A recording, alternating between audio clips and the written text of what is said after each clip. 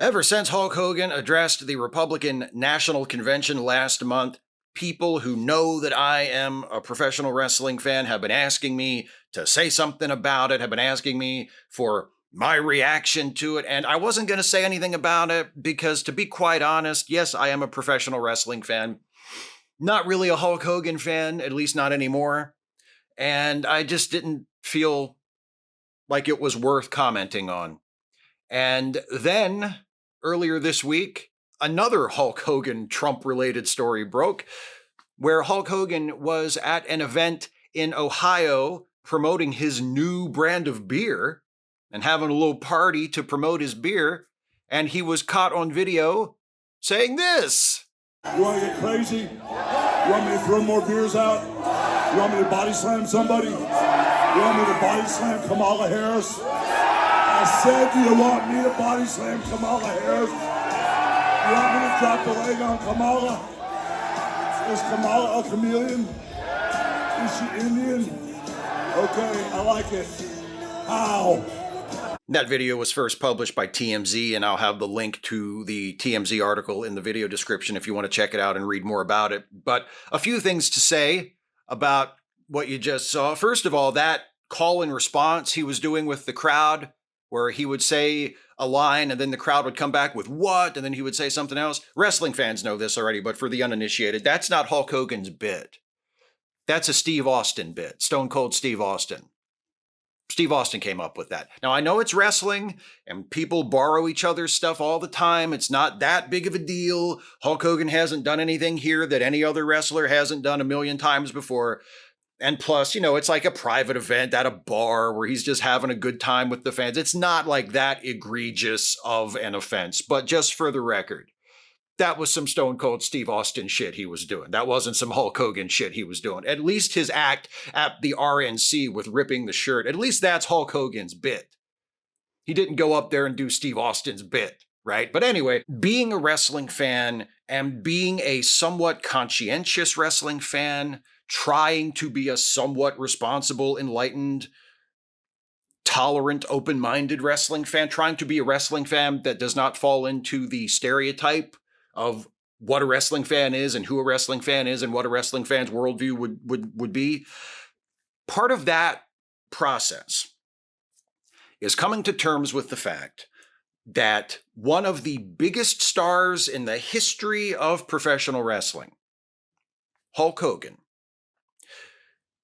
is a massive piece of shit. Now, this is not news to me. I've known this for a very long time. I am a recovered Hulkamaniac. When I was a little kid, I was just growing up when Hulkamania was at its peak in the late 80s. I first became a pro wrestling fan it was probably early 1988. It was during the build-up to the main event, which was a Friday night primetime TV special that the WWF put on in February of 1988. And it was the rematch between Hulk Hogan and Andre the Giant after WrestleMania 3. The big WrestleMania 3 match had taken place in March of 87. Hogan and Andre had continued to feud for the rest of the year after that. And then in February of 88, they were going to have the first televised rematch between Hogan and Andre. It was going to be on NBC primetime Friday night, and it wound up being the highest rated, still to this day, I believe it is the most watched professional wrestling show on TV ever in the history of anything. And that was what made me a fan, seeing the build up to that, like just happening to turn on the TV and seeing an angle between Hogan and Andre. That I was hooked. I was a wrestling fan for life from that point. There's something about it that just got into my brain and never left. And I was a huge Hulk Hogan fan. I loved Hulk Hogan. I was right in his demographic, 7, 8, 9, 10 years old when he was just coming down from his peak. He was the top star, and then he was gradually sort of running out of steam over a few years, but he was Hulk Hogan, man. He was the biggest thing going. He was the biggest star in wrestling, and I was 100% on board. I had a Hulk Rules t-shirt with the sleeves cut off, right? I had a Hulk Hogan bandana. I had all the Hulk Hogan action figures.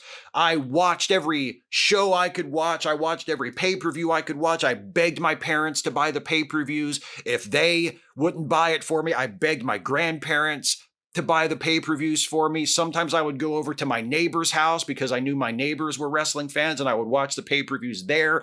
If all else failed, I would go to my best friend's house. My best friend at the time was also a big wrestling fan. It was one of the things we had in common. And I was a Hulk Hogan mark. I loved Hulk Hogan. And as I grew, as I matured, as I learned more things about the man behind the gimmick, I started to realize and come to terms with, oh, he's actually not such a great guy. In fact, he's a pretty terrible guy, which isn't unique. There are a lot of wrestlers and a lot of famous people, period, who, when you peek behind their public persona, it turns out that they're assholes. Like Hulk Hogan is certainly not alone in this respect. But it's a little disillusioning at first when the guy that you idolized as a kid, the guy who was literally your hero at one point in your life, turns out to be a massive piece of shit. But I've known that about Hulk Hogan for a very, very long time. Hulk Hogan was one of the all-time great politicians in the history of professional wrestling. He was a guy who politicked backstage to keep his spot on the card, to keep his stranglehold on the main event, to make sure that he was always the top guy. He always made the most money. He always got to work with the hottest wrestlers coming up so that he could sap a little of their heat for his own benefit. He was that kind of guy, right? He used his power, his influence, and his various contractual benefits to make sure that matches he was in always went the way he wanted them to go. He never had to lose to anybody he didn't want to lose to. He always, if he was going to win, he made sure he won in a way that made him look good. Everybody had to have his match. He didn't have to have anybody else's match. Like, it was, he used the fact that he was Hulk Hogan to benefit Hulk Hogan and Hulk Hogan's friends, right? And that's really about it. So he had that reputation as just kind of a shitty guy to work with unless you were in his orbit. And then outside the wrestling business, it turned out he was kind of a piece of shit too. He wasn't such a great husband. He wasn't such a great dad. And also, we found this out a few years ago when we got recorded evidence of it.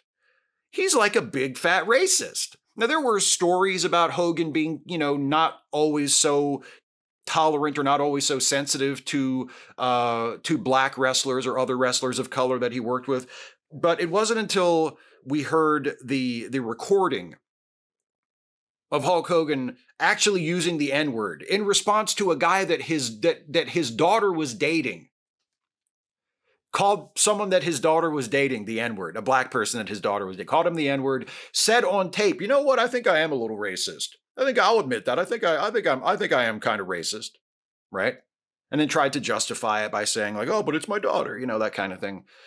So he's a racist. We've known that for a long time, that he's a racist. And of course, when that came out, he apologized. "Oh, brother, I was in a bad place in my life, and that's not how I feel. And I love all my brothers in the wrestling community, black or white. It doesn't make a difference. And I love everybody." And he tried to apologize for it, but it's like, hey, you said that shit in private, Hulk, when you didn't think anybody was listening.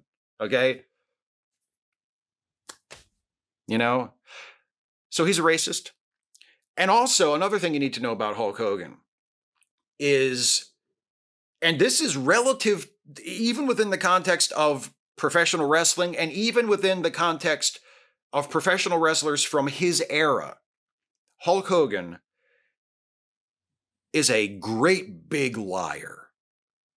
There are websites devoted to the number of lies that Hulk Hogan has told about himself, about his career, about other people that he's worked with or not worked with. And some of these lies are the kinds of things that, wrestlers typically say, especially wrestlers from his generation, where kayfabe, protecting the business, not admitting that wrestling was a work, was still a thing. And wrestlers were trained, to always build themselves up, to always put themselves over, to make themselves sound like a big deal. So if you're talking to someone and you're mentioning a show that you were at where, whether it actually was this way or not. Oh, sure, your match was the main event and the place was sold out. And every time you did something in the match, the place went crazy and the fans jumped to their feet. Like that kind of exaggeration.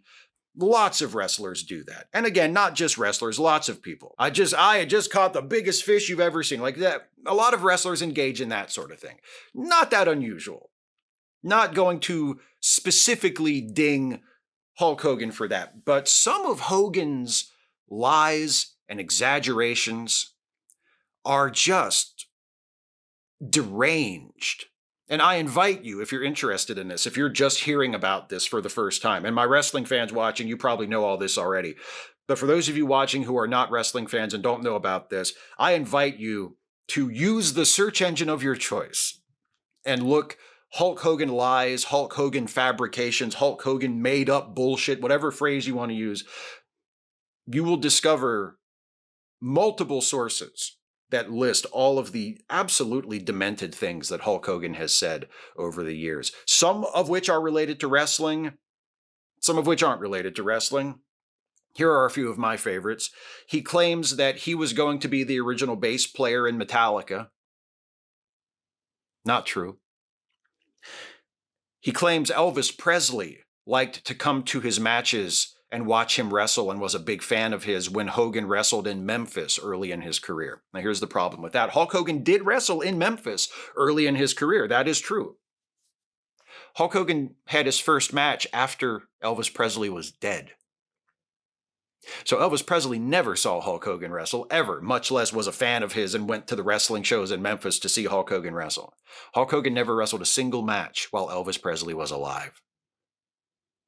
Hulk Hogan still has told this story to people on multiple occasions. Here's maybe my favorite. Hulk Hogan tells a story about how in 1992, he was wrestling on one of the biggest WWF shows of the 90s or ever, SummerSlam in 1992, that was held at Wembley Stadium in London, England. Drew a massive crowd. I think the crowd at Wembley for that SummerSlam was 66,000 people. It was a massive crowd, one of the great wrestling events of the decade, or any decade really. Every wrestling fan remembers, or if you're too young to remember, you've seen or you know about SummerSlam 92, right? Huge deal. Hulk Hogan tells a story about how he was wrestling at SummerSlam 1992, and there was this kid, this little Hulkamaniac, a Make-A-Wish kid, terminally ill Make-A-Wish kid, who wanted to meet Hulk Hogan. And of course, Hulk Hogan met with the kid. To his credit, Hulk Hogan did, and probably still does occasionally, did a lot of meet and greets with terminally ill people, did a lot of Make-A-Wish stuff. Not as many as John Cena, but then again, nobody's done as many as John Cena. But Hulk Hogan did more than his share, right? So credit to him for that, okay? Not a total piece of shit. But he tells this story about how he meets this Make-A-Wish kid who is in bad shape, right? And they have their little time together, and then it's time for Hogan to go out and have his match. He goes out, he has his match, and during the match, he happens to, look over in the front row where the Make-A-Wish kid and his family were seated, and they're not there. And Hogan's like, oh, gee.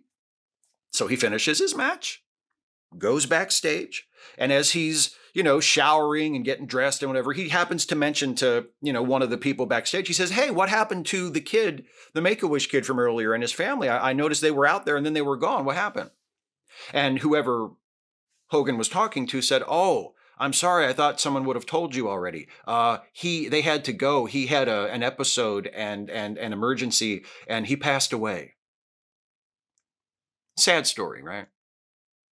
It was so sad and had such an impact on Hulk Hogan that he and his manager, Jimmy Hart, and his manager on screen and also his real life friend and associate manager, Jimmy Hart, they were so moved by this, this Make-A-Wish kid coming to Wembley to meet Hulk Hogan and then dying at the event after meeting Hulk Hogan.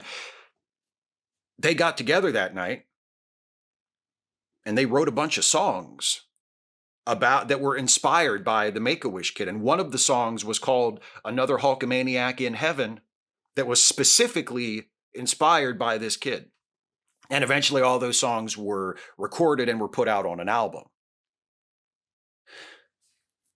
Now here's the problem with that story. That album does exist. And that song, Another Hulkamaniac in Heaven, does exist. Hulk Hogan did not wrestle at SummerSlam 1992. Hulk Hogan was not on that show in any capacity. Hulk Hogan was not there. That story about the Make-A-Wish kid who came to Wembley Stadium to see Hulk Hogan wrestle in 1992 and died during Hulk Hogan's match after meeting him is completely made up. Now ask yourself what kind of person and in what mental state a person would have to be as they just go through life on a daily basis to not only make up a story like that, but to make up a story like that that can be so easily fact-checked. Every wrestling fan who has seen SummerSlam 1992 knows Hulk Hogan was not there, knows Hulk Hogan was not on that show, knows, in fact, Hulk Hogan was not even active with the company at that point. I don't think Hulk Hogan was wrestling anywhere at that point. He may have taken some dates in Japan. Maybe, I don't know off the top of my head, but I know he was not actively wrestling for the WWF in August of 1992. He was not on SummerSlam. He was not in England for SummerSlam. He was not there. He completely made it up. What kind of human being not only makes up that story, but makes up that story that can be so easily proven false?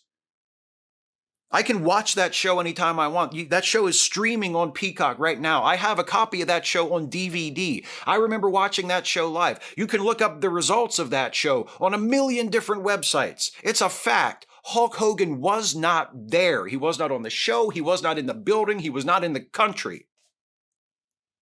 And he has told that story repeatedly. What kind of person does that?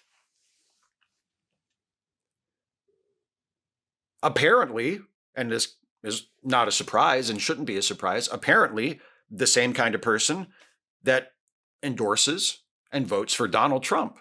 And also the same kind of person who, as part of his fun beer bash, jokingly threatens to body slam and drop the big leg on Kamala Harris while mispronouncing her name and while also making racist jokes about her and saying she's Indian and then doing the racist howl thing for Native American quote-unquote Indians, right? That kind of person. What do I think about it? It's just Hulk Hogan being Hulk Hogan. It's just Terry Bollea, his real name. Being Terry Bollea, that's who he is. That's apparently who he's always been. His catchphrase is, "What you gonna do when Hulkamania runs wild on you?" And all that stuff, talking at the RNC, endorsing Donald Trump, talking about how he's gonna body slam Kamala Harris at his beer bash. That's just Hulk Hogan doing what Hulk Hogan's gonna do, brother. That's all that is. 6'8", 303 pounds. I don't know if those are his actual dimensions, but that's how he was always billed back in the old days, in his prime, his glory years. Hulk Hogan, 6'8", 303 pounds. And after I found out what he was really like, who he really was, the first thought I had was, damn, I didn't know they stacked shit that high.